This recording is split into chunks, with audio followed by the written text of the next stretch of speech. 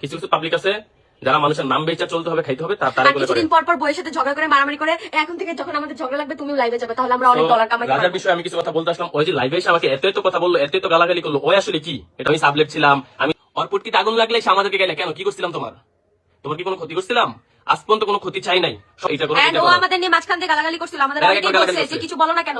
তখন তো একটা কথাই বলছে, যাক ভাই মাথা খারাপ ছিল, অন্য অবস্থায় ছিল, বলছে বাদ দাও। এখন তো যেমন যারা নেশাখোর, যারা প্রতিদিন বাবা খায়, ডাল খায়, ইনজেকশন নেয়, আর বাড়ি যা চোখ বন্ধ করে, ওর পকেটে অল টাইম 10-20টা বাবা ট্যাবলেট থাকতোই। ওর বাসায় যদি কেউ চেক করেন সাভারে থাকে, সাভারে ওর বাসা আপনার অল টাইম বাবা পাবেন, ঠিক আছে, গাঞ্জা পাবেন। হ্যাঁ, আমাদেরকে বলছি কি আমরা সাবলেট থাকি, তো সাবলেট থাকি অপরাধ না অন্যায়? আজকে আমার নিজের ফ্ল্যাট, নিজের বাসা ভাড়া দিই, তোরা যারা এক মাসের সংসার চলে যাবে। কারণ তোর যে অবস্থা, প্রতিদিন 200 টাকা 100 টাকা প্রত্যেকটা প্রুফ আমার কাছে আছে। মানুষের কাছে লাগবে, ভাই আমার 200 টাকা দেন, ভাই আমার 100 টাকা দেন, ভাই 300 টাকা দেন। স্পন্সর যারা কতবার টাকা নিচ্ছিস ভুলে গেছিস?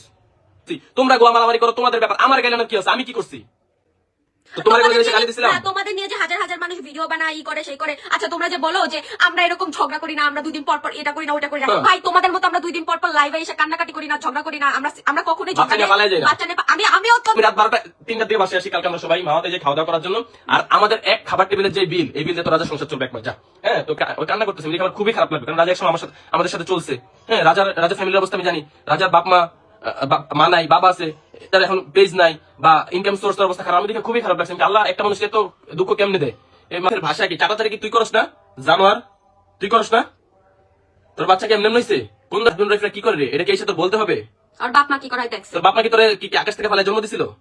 কোন 10 তারিখে ফিউচার আরো খারাপ হবে। আমি বলে দিলাম, আজকে লাইভ লাগলে এই অংশটা সেভ করে রাখেন, ওর অবস্থা আরো খারাপ হবে।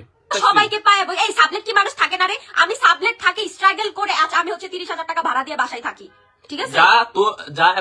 মানুষের স্যালারি হইতে পারে 1 মাসের, এই টাকা বাসা বাড়ি দিয়ে আজকে আমরা থাকি। এই আমার কাছে স্বীকার করি, আমি একটা বালিশ আর একটা পাটি দিয়ে সংসার শুরু করছি। ওই সাবজেক্ট বলে অপমান করছে, এখানে অপমান করে কি আছে? আমরা বালিশ দিয়ে শুরু করছি, একটা পাটি বালিশ দিয়ে আমাদের সংসার শুরু করছি। এক বালিশ টিনের ঘরে 500 টাকা ভাড়া দিয়ে শুরু করছি। আমি শোন, তুই তো সাবজেক্ট, তোকে লজ্জা নাই দেখা তোর এরকম 2 দিন পর পর মারামারি করছ, বারে যাস, বউ পিড়াস, স্বামী পিড়াস, এর লেগে আমি লজ্জা হয়তো আমরা একটা জিনিসের ভিকটিম। এই জিনিস নিয়ে দুর্বল পয়েন্ট নিয়ে বারবার খোটা দেওয়া তো মানে হয় না। হিজরা কইছে মাসুদ ভাই, হিজরা মাসুদ ভাই একটা গাড়ির একটা চাক্কার যোগ্যতা হইছে তোর। মাসুদ ভাই হিজরা কস, মাসুদ ভাই তো একটা পার্লারের চেয়ার কেনারও সামর্থ্য নাই। আমরা